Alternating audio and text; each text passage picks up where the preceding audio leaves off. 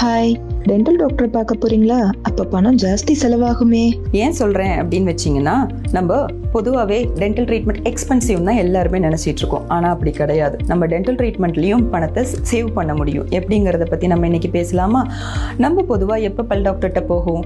பல்லு வலி வரப்பையும், வேதனை வரப்பையும், இன்ஃபெக்ஷன் ஆகிறப்பையும். ஆனால் நம்ம போக வேண்டிய டைம் அது இல்லை. அந்த டைமில் போனால் டாக்டர்ஸ் செய்யறது ரூட் கெனால் ட்ரீட்மெண்ட், வேர் வைத்திய சிகிச்சை.